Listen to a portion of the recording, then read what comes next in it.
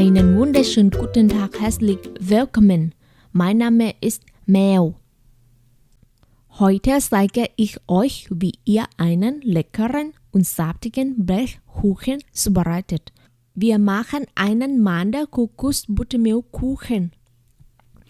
Als Zutaten benötigen wir gesiebtes Mehl, Eier, Zucker, Buttermilch, Backpulver, Salz und Vanillezucker.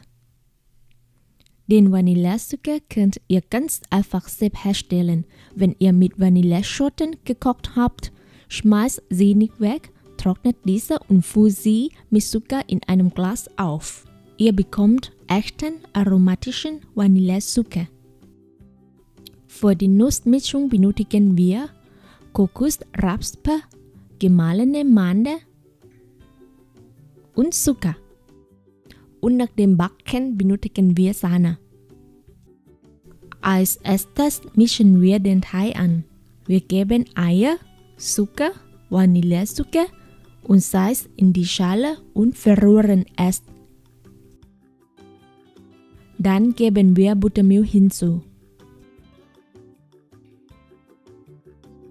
Wir geben ein Teil des Mehls in die Masse und rühren es. Nun geben wir das restliche Mehl in die Masse. Das Backpulver könnt ihr vorher schon unter das Mehl verrühren. Ich habe es leider vergessen. Wir rühren den Teig, bis sich alles gut vermengt hat.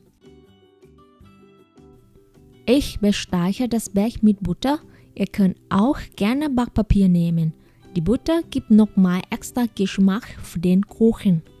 Wir geben die Teigmasse in das Blech und streichen es glatt.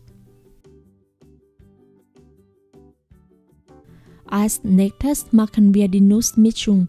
Dazu geben wir Kokos, Mandel und Zucker in eine Schale und mischen es.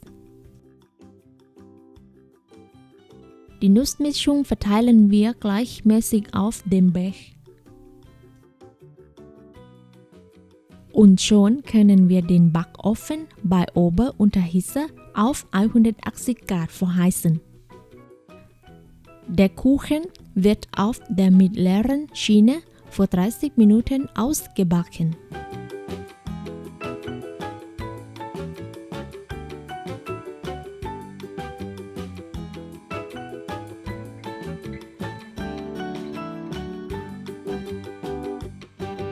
Solange der Kuchen noch heiß ist, verteilen wir gleichmäßig die Sahne.